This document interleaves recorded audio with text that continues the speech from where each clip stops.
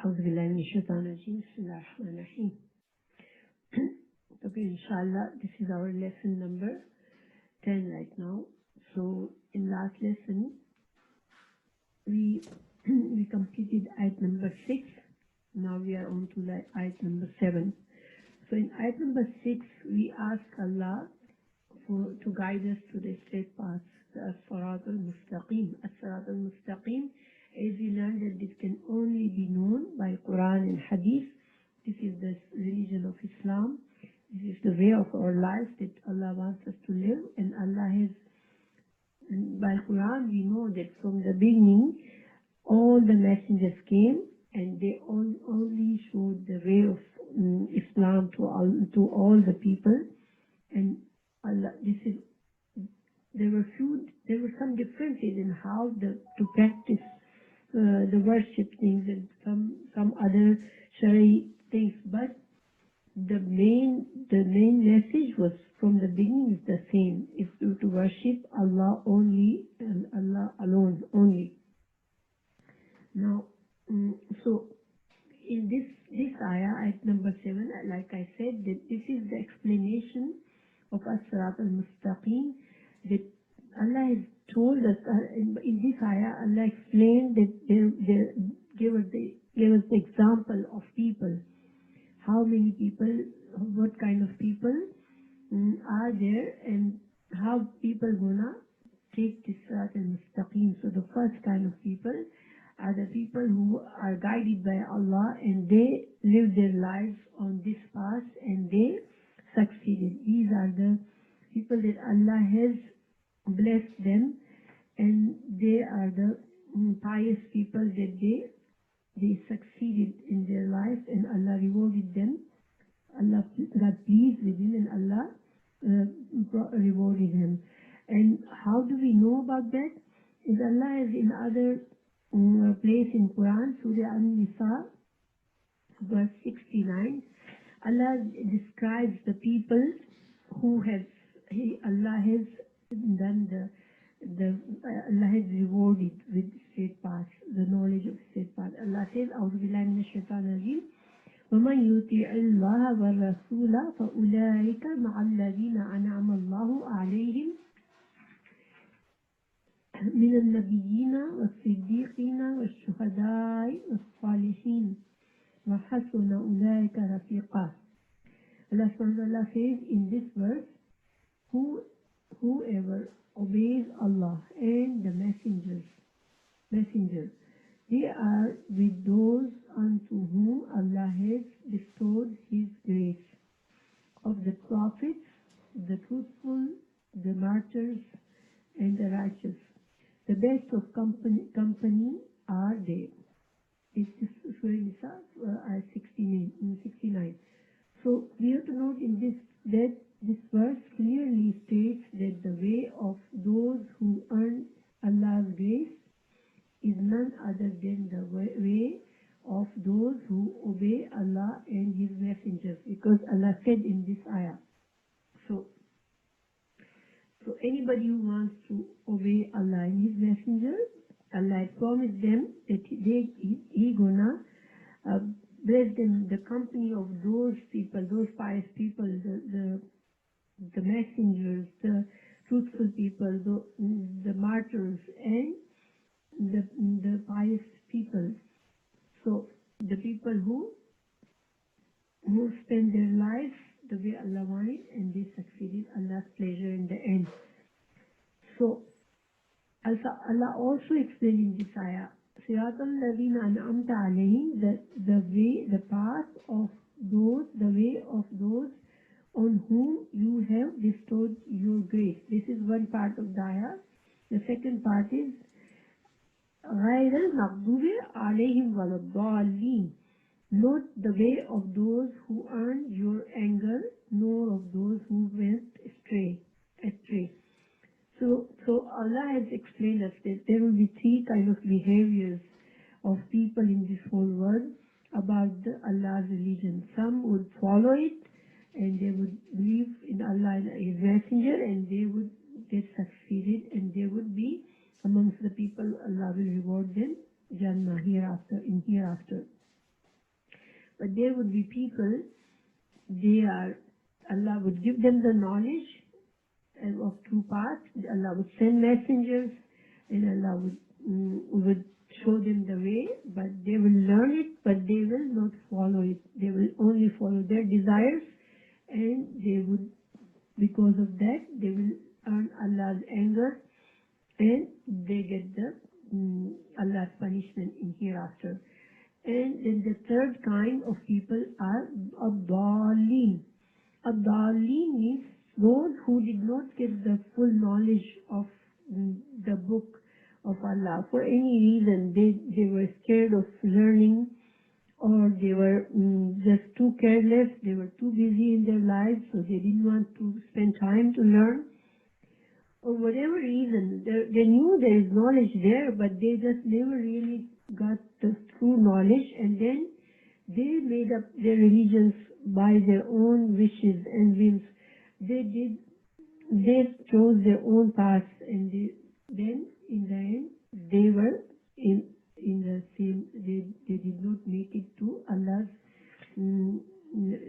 rewarded people. They were not with Allah's rewarded people then. But some scholars say that al-maghdub alayhim, those who Allah had got angry at them, those are actually the example of those are the Jewish people. Why? Because Jewish people, Allah sent so many messengers, and they learned the religion, but then they changed their religion by their wishes, and they changed Allah's books. They did not follow the path of their messengers. Jews made Uzair alayhi salam, he was a pious person. They made him into son of God. They started to believe and let people know that he's son of God. And the normal people, Jewish people, who just followed their rabbis, and they let the rabbis tell them what is prohibited or what is permitted. Like, they did not care what Allah says. They did not bother to read Allah's books themselves, but they just followed their rabbis and their spiritual leaders, and they followed their wishes. So this is why Allah says in Quran many times that they earn Allah's anger by doing so many wrong things. As we learn Quran, inshallah, we will know all. Allah has explained all their crimes, of Jews' crimes, their forefathers' crimes in Quran, and the purpose is for us to let us know which path not to take. Allah has showed us that they earn Allah's anger by walking on that path. So we should avoid that path, and we should not behave like them. So, but unfortunately today so many Muslims have strayed they have lost their true path. They have changed their religions. They have found their own spiritual leaders. They get misguided by them, and they practice. They say they are Muslims, but they are not practicing the true path of Allah. They are not going on that path, and may Allah protect us from that.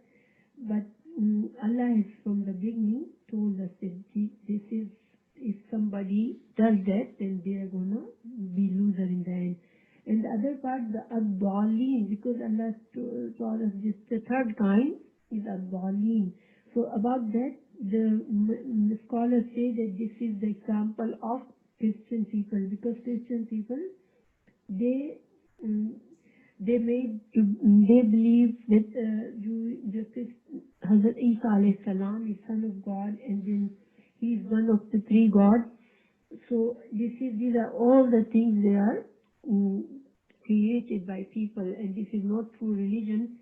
But so many people, they just follow blindly, and they don't just even think about these things, and they don't even if they ponder upon things, and they would use their intellect, and they would read Allah's books themselves, they would know. And in Prophet Muhammad sallallahu alaihi wasallam's time, the Jews and Christians were there, and they recognized Prophet Muhammad sallallahu alaihi wasallam, And they knew that this is the messenger, the last messenger, that we were told that he will come and we are supposed to follow him. But the only reason they did not follow him is Prophet Muhammad sallallahu alaihi wasallam was not from the children of Hazrat Yaqub alayhi salam, which is called Bani Israel, but he was from the children of Hazrat Ibrahim's other son, Hazrat Ismail alayhi salam. So that jealousy got to them, and they, because of this jealousy, they just denied him, and they just did not follow him. If that time Jews would have accepted Islam today, there wouldn't be these three religions, because this was the truth and they knew the truth. Today now, maybe many people don't know the truth because they don't dig enough, and their books, maybe if somebody really learns their books, maybe they will know that Prophet Muhammad sallallahu alaihi wasallam is the last messenger of Allah. But people don't spend, unfortunately, normal people don't spend that much time thinking about religion. Look, so many people are born in the Muslim home. How many people think about, are we following the true Islam? Or what is the true Islam? Or what are the teachings of true Islam? Like many people spend many years of learning different knowledges, and that would benefit them in this world. But unfortunately, not too many people think about their future in hereafter, and they don't bother to learn Quran or true religion. And this is the reason why today so many Muslims they are just so-called name by name, they are Muslim, but they don't know really much about Islam or true teachings of Prophet Muhammad sallallahu alaihi wasallam and true teachings of Quran. May Allah help us to learn the proper ways of Islam, and inshallah, if we learn it, then we know that our lives are gonna go anyway. We will, no matter how we live our life, but there will be a day then we have to leave this world and we have to face our future life, and then that would be just a day of regret because we wasted all this time here, because we only have chance in this world to earn Allah's pleasure. That life after death is not a place to then believe in Allah and to learn something or do something or prove our faith. So this is the end of Surah Fatiha, and in the end of Surah Fatiha we say Ameen. That means, oh Allah, accept it. And we say Ameen because this is the dua. Surah Fatiha is actually a dua that Allah has taught us. And Allah told us to ask for something. This is the most important thing to ask. So since we are praying to Allah by Surah Fatiha, so we have to say Ameen. Plus, there's a practical application of Surah Fatiha is that every namaz we read, we must read Surah Fatiha before we read something else from Quran in every rakat of namaz. And if we don't do that, then our namaz is not completed. So Surah Fatiha is so important to read in namaz.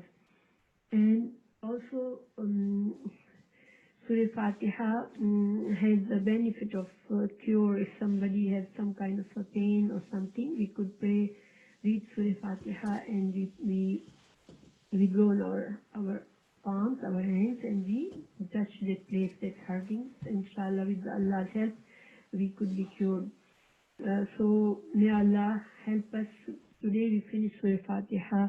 May Allah help us to understand it, and may Allah help us make it easy for us to go through the whole Quran like this. Make it easy for me to explain properly, and make it easy for you to understand, and make us easy for all of us to live our lives the way that Allah will be pleased with us.